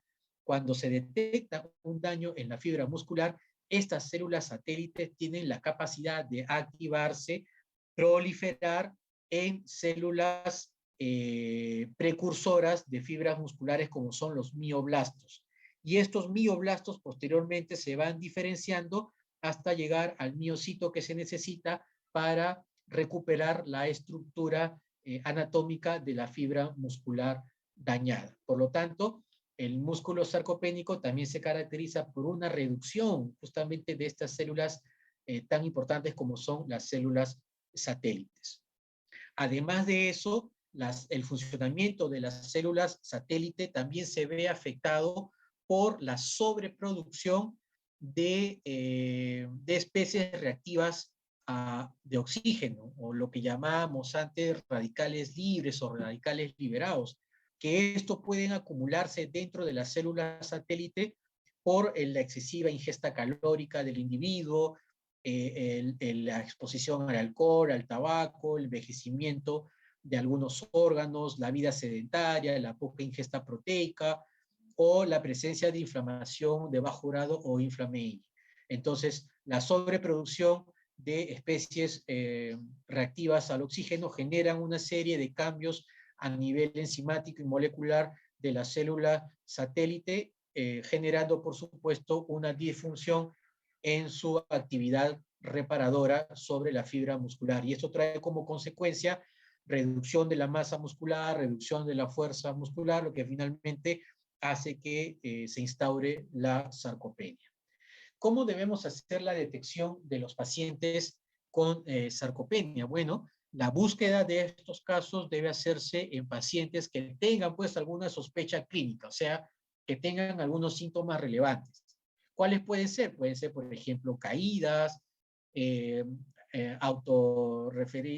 cuando el paciente autorrefiere que está débil, lento, cuando es evidente una pérdida de la masa muscular o baja de peso, o cuando hay dificultades para llevar a cabo actividades de la vida diaria. Esto es para empezar. Tenemos aquí una herramienta que es de bastante utilidad, que, bueno, lamentablemente ha salido un poco borrosa en la diapositiva, pero es la escala SARC-F, que también es una de las escalas recomendadas por el Grupo de Trabajo Europeo para la sarcopenia en adultos mayores. Y esta escala se compone de 5 partes o 5 componentes, que son fuerza, ayuda para caminar, levantarse de la silla, subir escaleras, presencia de caídas, y cada uno de estos componentes es evaluado a través de una pregunta sencilla sobre la cual el paciente tiene 3 opciones de respuesta, y en función de la respuesta se asigna una puntuación. Por ejemplo, si valora, para el componente fuerza en esta escala, le preguntamos al paciente cuánto le cuesta levantar o llevar 5 kilos de peso, y el paciente responde que le cuesta algo, esa respuesta equivale a 1 punto. Y así continuamos con las demás preguntas, y si el resultado final nos arroja una puntuación mayor o igual de 4, ya estaríamos ante un paciente con sospecha de sarcopenia. Esta herramienta la podemos aplicar en atención primaria, en consultorio de medicina general, cuando tengamos a un paciente con datos clínicos sugerentes de sarcopenia. Muy bien.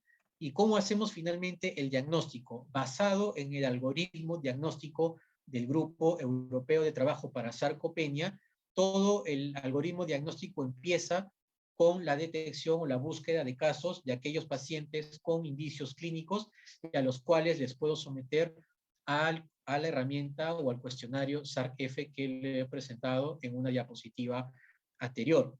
Si la respuesta es positiva, entonces empieza ya la valoración formal del paciente con sospecha de sarcopenia. Lo primero que valoro, ¿qué cosa es? Ya les dije, el criterio cardinal para sarcopenia, tengo que valorar la función del músculo. Y la función del músculo lo hago a través de la medición u objetivación de la fuerza muscular. Entonces, lo primero que valoro en un paciente con sospecha de sarcopenia, porque o bien tiene algunos indicios clínicos o porque bien me salió positivo al SARC-F, es valorar la fuerza muscular. Y la fuerza muscular la puedo valorar a través de la fuerza de presión utilizando un dinamómetro, que coincidentemente es también una de las formas como valoro uno de los 5 criterios del fenotipo de fragilidad de Fried, o también puedo utilizar un test funcional como el test de levantarse de la silla. Si yo tengo a la mano un dinamómetro y con eso puedo evaluar la fuerza prensora o la fuerza de prensión en la mano de mis pacientes, entonces lo utilizo. Y si utilizo este criterio, tengo aquí en la parte superior de su diapositiva los criterios o los puntos de corte de acuerdo al sexo del paciente. Si el paciente es varón, una fuerza prensora por debajo de 27 kilos es positiva para el diagnóstico de sarcopenia, y en el caso de las mujeres, una fuerza inferior a 16 kilogramos. De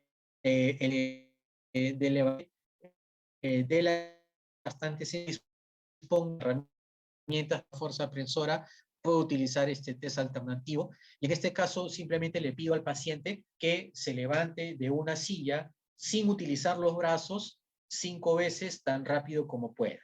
Si el paciente se demora más de 15 segundos en hacer este ejercicio de levantarse, sentarse, sin utilizar los brazos o teniendo los brazos cruzados, si se demora más de 15 segundos, entonces también sería una prueba positiva, con lo cual yo estaría demostrando que hay disfunción muscular o disminución de la de la fuerza muscular. Por lo tanto, estaría cumpliendo con el primer criterio para el diagnóstico de sarcopenia.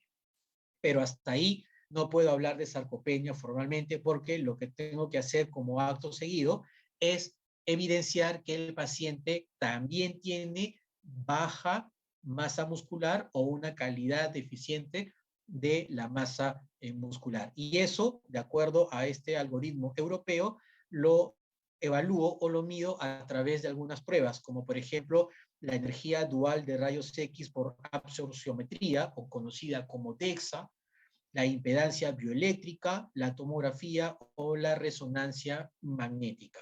Con cualquiera de estas pruebas yo puedo valorar la cantidad de masa o la calidad de la masa muscular en mi paciente. Si utilizando estas pruebas yo demuestro que efectivamente hay baja masa muscular o mala calidad muscular, ya estaría haciendo el diagnóstico formal de sarcopenia. Entre las diferentes pruebas que yo tengo para valorar la masa muscular o la calidad del músculo, tengo la tomografía y la resonancia, que constituyen las pruebas de oro para valorar el músculo. El problema es que la tomografía y la resonancia no las dispongo como tensiómetro en el consultorio para valorar la musculatura de mi paciente. Es poco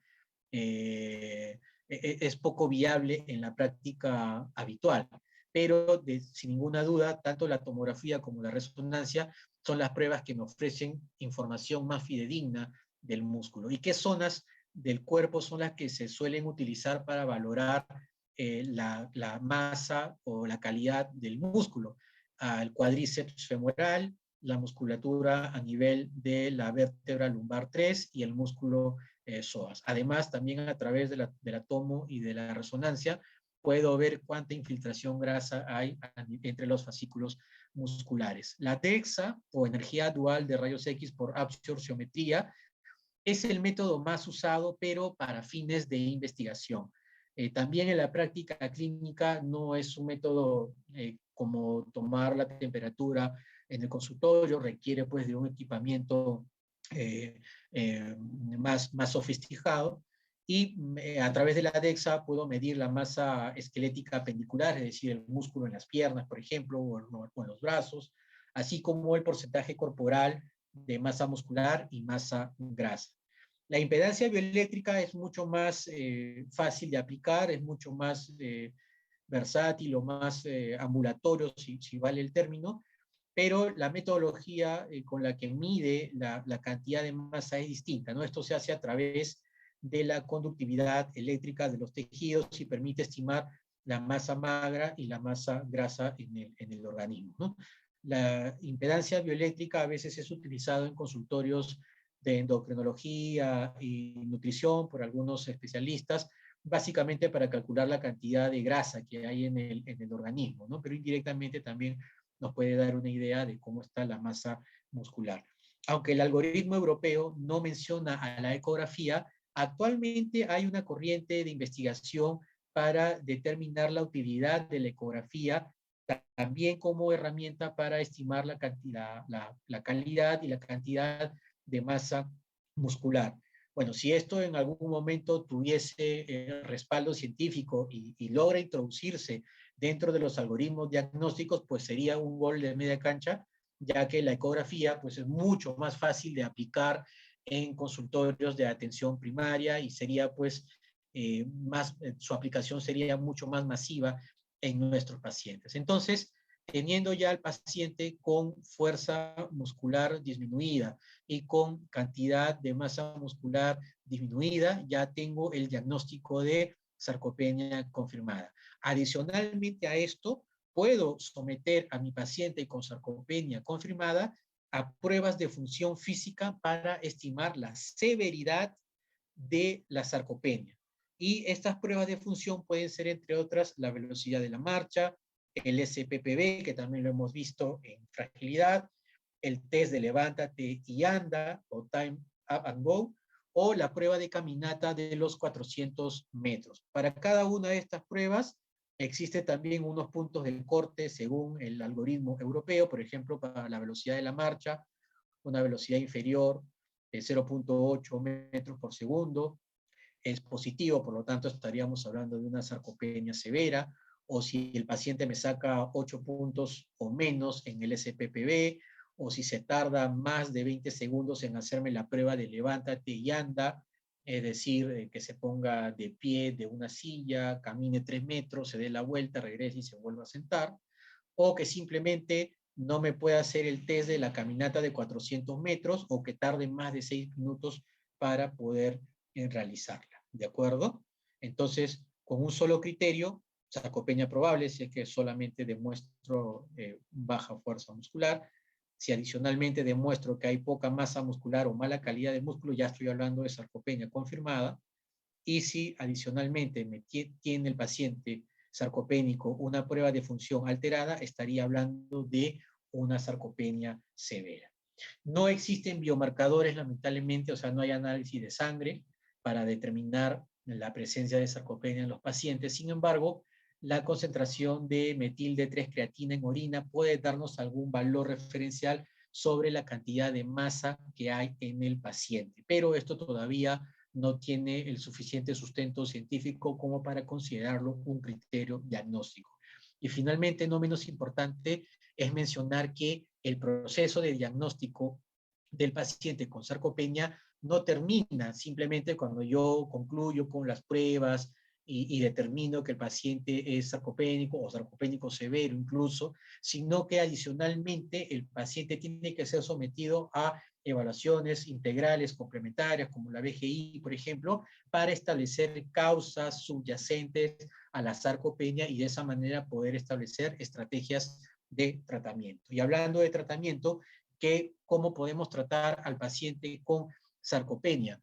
Pues la guía de práctica clínica internacional para el tratamiento y para el manejo diagnóstico de sarcopenia, elaborada por la Conferencia Internacional para el Estudio de Sarcopenia y Fragilidad, nos dice que la actividad física es la medida que tiene mayor nivel de evidencia para el tratamiento de nuestros pacientes con fragilidad y sarcopenia.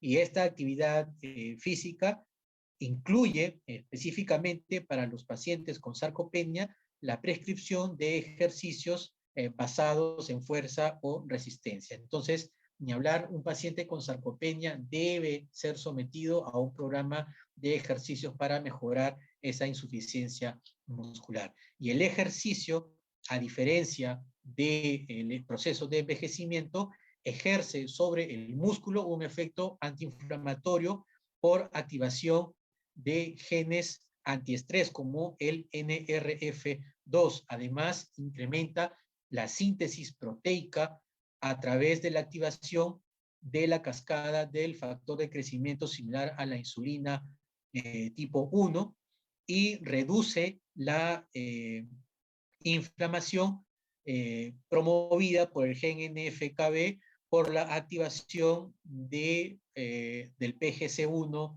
alfa. Así que todos estos beneficios desde el punto de vista molecular ejerce el ejercicio sobre el músculo de nuestros pacientes y de allí nace la importancia de su prescripción. Existen algunos medicamentos o fármacos que también puedan ser útiles en el paciente con sarcopenia. Pues en esta revisión sistemática y metaanálisis se encontró que no había evidencia para recomendar ni vitamina D, ni beta-estradiol, ni hormonas, ni yecas, ni glitazonas para el mejoramiento muscular del paciente con sarcopenia. Sí encontraron en este metaanálisis una evidencia que permitían recomendar el uso de testosterona, pero específicamente para pacientes varones sarcopénicos y que tenían niveles bajos de testosterona.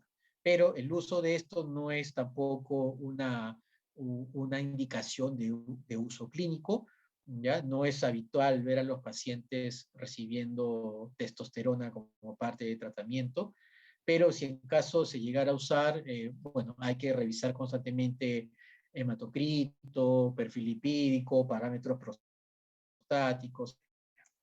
Entonces, a manera de conclusión, el concepto de sarcopenia ha cambiado, dirigiendo actualmente su atención fundamentalmente a la función muscular expresada a través de la fuerza.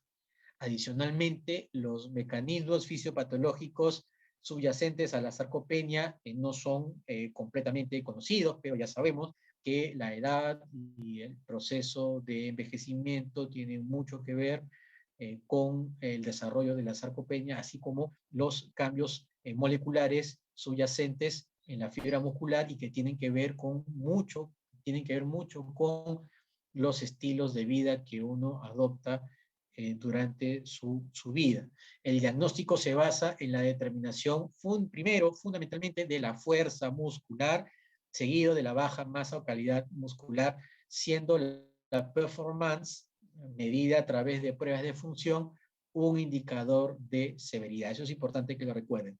Y el ejercicio físico, sobre todo el ejercicio de resistencia, constituye la principal medida terapéutica para la sarcopenia. Claro, pues con ejercicio de resistencia voy a mejorar la masa del músculo y por supuesto también la fuerza o la función muscular.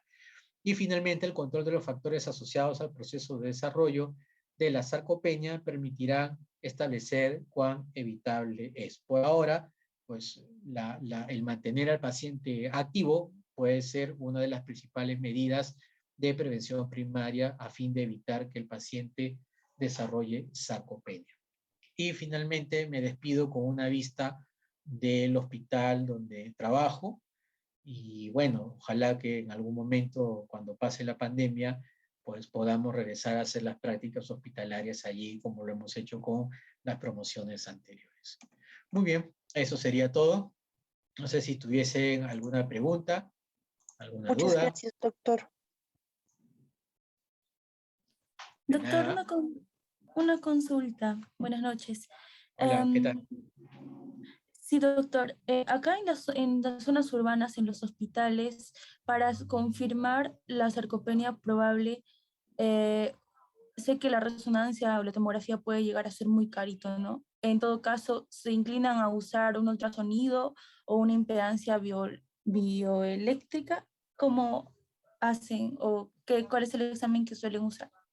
Sí, bueno, lamentablemente en nuestro medio no, el diagnóstico de sarcopenia, digamos, no forma parte de la práctica habitual, pero en el hospital, en un hospital grande es más fácil que tengas un tomógrafo o una resonancia. El problema está a nivel de atención primaria, ¿no? Donde no tenemos ninguna de esas cosas.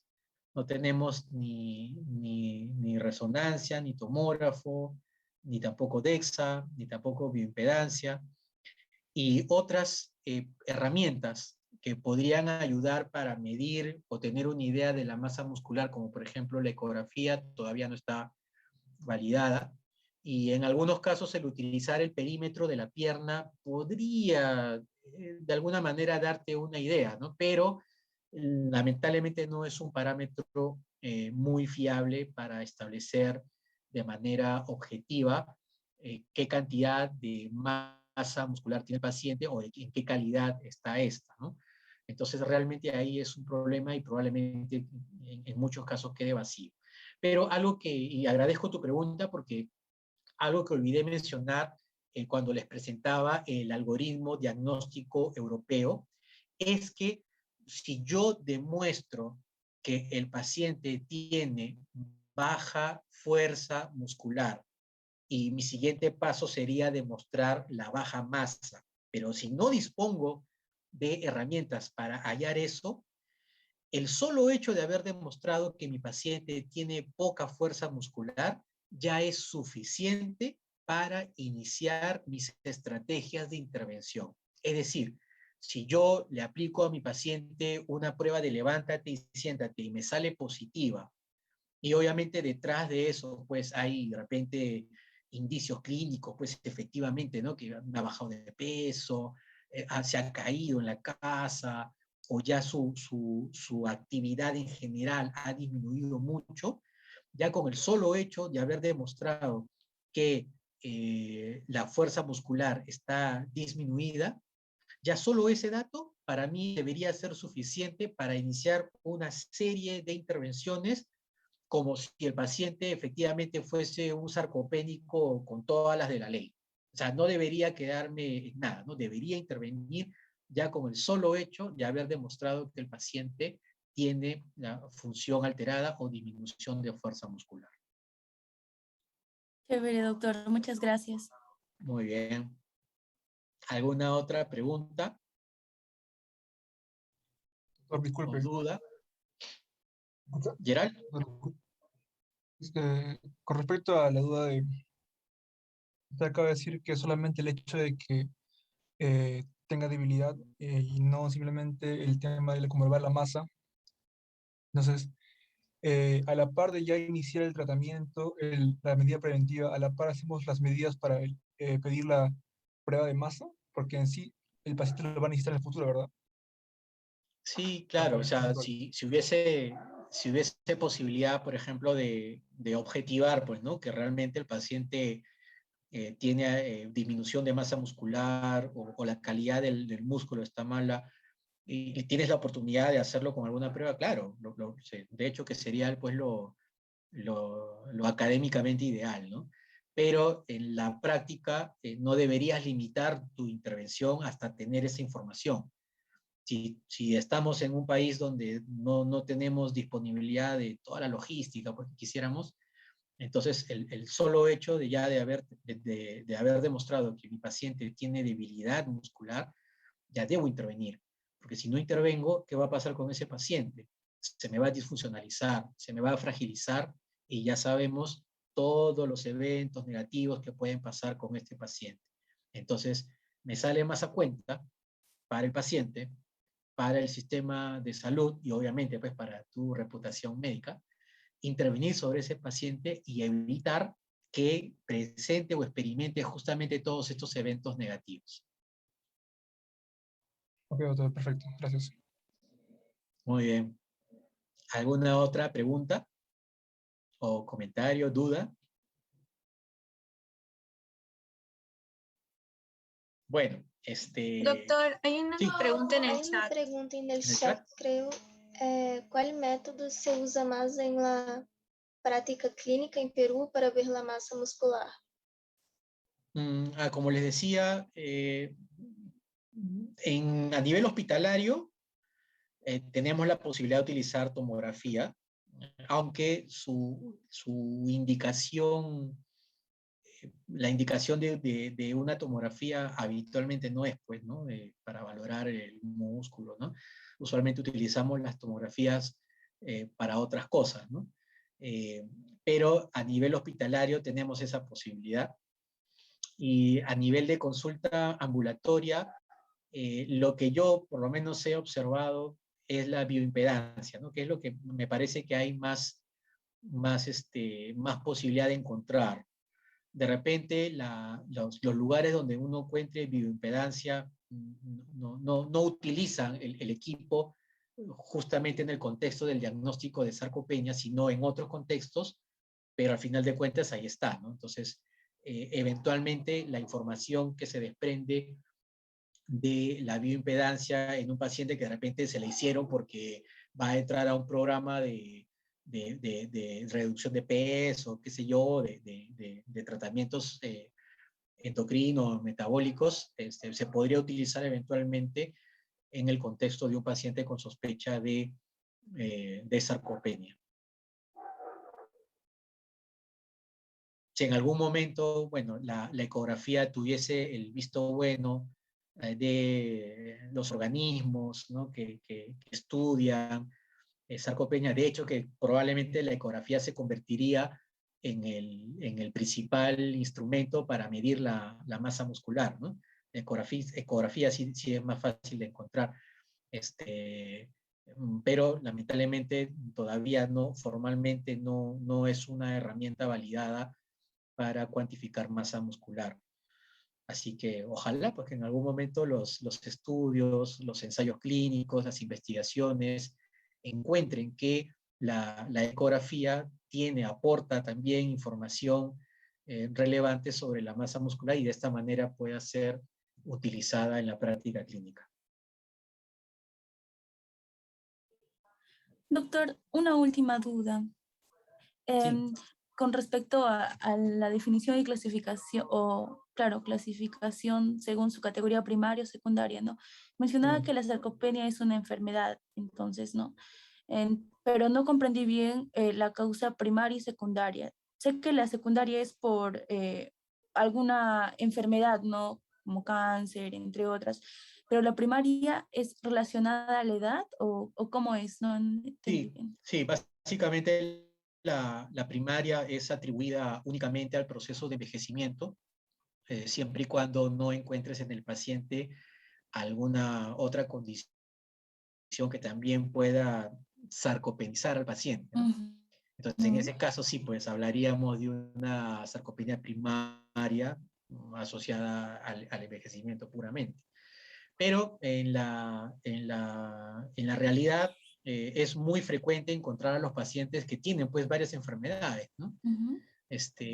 O que tienen un estado nutricional muy alterado, entonces probablemente hayan, además del envejecimiento, otras causas secundarias de sarcopenia. Por lo tanto, en la práctica podríamos tener una sarcopenia mixta, digámoslo así, ¿no?